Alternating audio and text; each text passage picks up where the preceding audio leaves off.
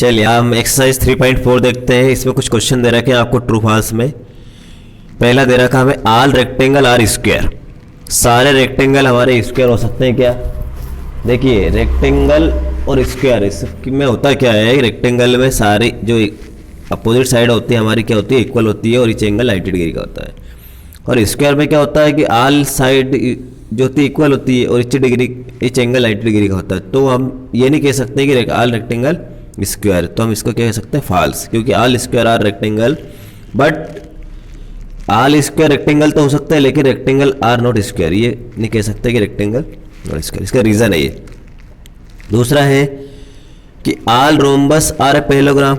अब रोम्बस जो है बिल्कुल हो सकता है ट्रू, क्योंकि पैरेललोग्राम का एक टाइप्स होता है रोम्बस, है ना। तो ट्रू है, opposite side of rhombus are equal parallel to each other. Rhombus में क्या होता है कि अपोजिट साइड कैसी होती है, पैरेलल होती है, और वही काम किसमें होता है हमारा पैरेललोग्राम, इसमें रोम्बस में। ओके। थर्ड हमारा है ऑल स्क्वायर आर रोम्बस, सारे स्क्वायर जो है रोम्बस हो सकते हैं, एंड आल्सो रेक्टेंगल, वो रेक्टेंगल भी हो सकते हैं। ये भी फॉल्स होगा, क्यों, क्योंकि देखो स्क्वायर रोम्बस और रेक्टेंगल तीनों क्या है, अलग अलग है। कुछ इसमें कुछ चीज़ें आपस में मैच खाएगी, सारी चीज़ें आपस में मैच नहीं खाएगी, इसलिए ये फॉल्स रहेगा। लेकिन इसमें ट्रू दे रखा है all square are rhombus as all side of square of equal. अच्छा, ट्रू इसलिए रहेगा कि ऑल स्क्वायर ऑफ रोम्बस, सारे स्क्वायर रोम्बस इसलिए हो सकते हैं कि इनमें सारी साइड इक्वल होती है, एक है ना। और all square are also rectangle, all square मतलब स्क्वायर भी कह सकते हैं, रेक्टेंगल भी हो सकते हैं, क्योंकि इनमें ईच एंगल 90 डिग्री का होता है, इसलिए ये आपका ट्रू रहेगा। फिर हमारा है थर्ड डी वाला, all square are not a parallelogram. सारे स्क्वायर क्या है, पैरेललोग्राम नहीं हो सकते। तो इसका देखिएगा आप फॉल्स रहेगा, क्योंकि all square are not parallelogram as opposite side equal of parallelogram. Parallelogram में क्या होता है कि अपोजिट साइड इक्वल होती है, लेकिन स्क्वायर में सारी साइड इक्वल होती है। अब हमें दे रखा है ई वाला, ऑल काइट्स ऑफ रोम्बस, सारे काइट्स रोम्बस हो सकते हैं क्या। तो ई वाला देखिएगा फॉल्स है, क्योंकि kite does not have all side the same length. Kite की क्या होती है, सारी साइडें सेम नहीं होती। ऑल रोम्बस आर काइट्स, ये हो गया। अब देखो, अब उल्टा बोल दिया कि ऑल रोम्बस आर काइट, तो ये कौन सा हमारा एफ। तो एफ वाला ट्रू रहेगा कि सारे rhombus has also consecutive pairs of side of equal length. Rhombus में क्या होता है कि सारी साइड इक्वल होती है इसलिए, और काइट में क्या होता है कि एडजस्ट साइड इक्वल होती है, इसलिए ये ट्रू रहेगा। ओके।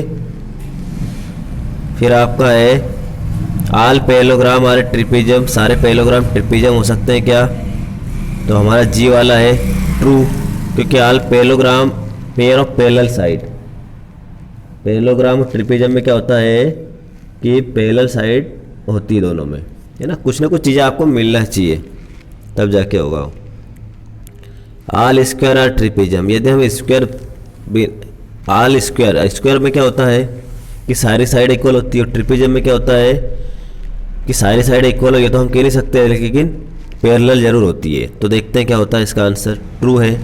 ऑल स्क्वायर है पेयर ऑफ पैरेलल साइड, ठीक है।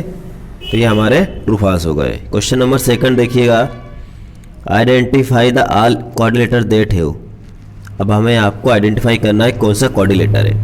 Four side of equal length, देखो फोर साइड है और इक्वल लेंथ है, तो हमारा कौन सा हो सकता है, रोम्बस भी हो सकता है, स्क्वायर भी हो सकता है। देखो रोम्बस एंड स्क्वायर, बिल्कुल सही जवाब। Are the coordinator they four side और फोर लेंथ, ठीक है। अब फोर राइट एंगल में एक तो स्क्वायर भी हो सकता है और रेक्टेंगल भी हो सकता है, क्योंकि दोनों में राइट एंगल होते हैं। थर्ड देखिए, explain how a square, square किस प्रकार से होगा, मतलब इनमें से कौन सा स्क्वायर होगा। कोऑर्डिनेटर स्क्वायर तो कोऑर्डिनेटर होता ही है, a square is coordinator since four side. Parallelogram का भी एक टाइप से स्क्वायर, तो square is a parallelogram since the opposite side of parallel in each other. Rhombus क्यों हो सकता है स्क्वायर, क्योंकि स्क्वायर और रोम्बस में क्या होता है कि चारों साइड कैसी होती है, हमारी इक्वल होती है, इसलिए ये भी आपका हो सकता है। Square is rhombus since four side are the same length. Rectangle इसलिए हो सकता है कि इसमें ईच एंगल 90 डिग्री का होता है स्क्वायर में, और रेक्टेंगल में भी होता है। तो square is rectangle since interior angle measure of 90 degree, है ना। क्वेश्चन नंबर 4 देखेंगे अब। आई होप आपको समझ में आ रहा होगा कि ठीक है ना, मैं आज आपको इससे ही पढ़ा रहा हूँ directly. Name the coordinator whose diagonal. अब हमें बताना है कि इसमें कौन सा कोऑर्डिनेटर है ना, हुज डायगोनल, इसके डायगोनल क्या है, बाइसेक्ट ईच अदर। अभी हम डायगोनल की बात करते हैं। तो बाइसेक्ट की बात हो रही है, तो देखो डायगोनल ऑफ पैरेललोग्राम रोम्बस। अब देखो कितने, मतलब ऐसे कितने पैरेलल कोऑर्डिनेटर है जिनके डायगोनल है bisect each other. Bisect each other समझते हो कि एक दूसरे को काटते हैं। तो पैरेललोग्राम हो सकता है, रोम्बस हो सकता है, स्क्वायर हो सकता है, रेक्टेंगल हो सकता है। इन सभी के क्या होते हैं कि डायगोनल बाइसेक्ट ईच अदर होते हैं। ओके। दूसरी बात बोली are perpendicular bisect each other, मतलब परपेंडिकुलर वाली बात की। Diagonal of rhombus and square are perpendicular, है ना। अब देखिए, अब आर इक्वल, डायगोनल इक्वल। अब डायगोनल इक्वल किस किस के हो सकते हैं, तो डायगोनल इक्वल किस किस के रहते हैं, रेक्टेंगल के स्क्वायर के। जब भी कोई भी यदि आपका कोऑर्डिनेटर यदि 90 डिग्री का एंगल बना रहा है, इस एंगल 90 डिग्री का हो रहा है, तो उसकी कोऑर्डिनेटर भी इक्वल होंगे। ओके, ये प्रॉपर्टीज है ये, ठीक है ना। अब आप एक क्वेश्चन और देखते हैं हम, 5th वाला। Explain why is rectangle is convex coordinator. अब कि कन्वेक्स कोऑर्डिनेटर क्या होता है, कन्वेक्स देखिए कन्वेक्स कोऑर्डिनेटर ऐसा होता है, जब हमने 3.1 से पहले बताया था कन्वेक्स कोऑर्डिनेटर क्या होता है, और आपको एनसीईआरटी बुक में पेज नंबर 39 पे मिल जाएगा कि कन्वेक्स कोऑर्डिनेटर होता क्या है। कि ऐसा कोऑर्डिनेटर या ऐसा पॉलीगॉन, कोऑर्डिनेटर नहीं कह सकते हम, पॉलीगॉन कह सकते हैं, जिसमें सारी शेप जो होती है उभरी हुई होती है, मतलब अंदर की ओर खप्पी नहीं होती है। जैसे देखो आप रेक्टेंगल, मतलब जैसे कोऑर्डिनेटर के जितने भी टाइप्स है सब क्या होते हैं, वो कन्वेक्स पॉलीगॉन हो सकते हैं, होते ही ये तो हो सकते हैं क्या। तो a rectangle there are not two diagonal. अब आपसे क्वेश्चन ये पूछा है, explain why rectangle is convex coordinator. आपका जो रेक्टेंगल है वो कन्वेक्स कोऑर्डिनेटर हो सकता है क्या, तो आंसर है इन ए रेक्टेंगल। जो रेक्टेंगल है देयर आर 2 डायगोनल, इसके 2 डायगोनल होते हैं। Both laying in their interior angle, interior of the rectangle.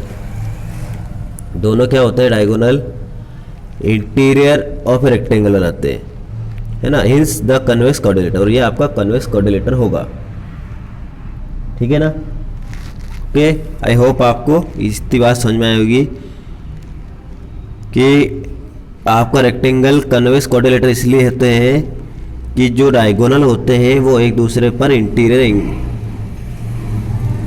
Angle बनाते हैं, ठीक है। इसका रीज़न दे रखा है इनने। तो इस प्रकार आप हमारी आज क्या हुई, एक्सरसाइज 3.4 हो गई और हमारा चैप्टर भी फिनिश हो गया, ठीक है। आई होप आपको समझ में आया होगा। ये तो एक्सप्लेन करना था इसलिए हमने एक्सप्लेन किया।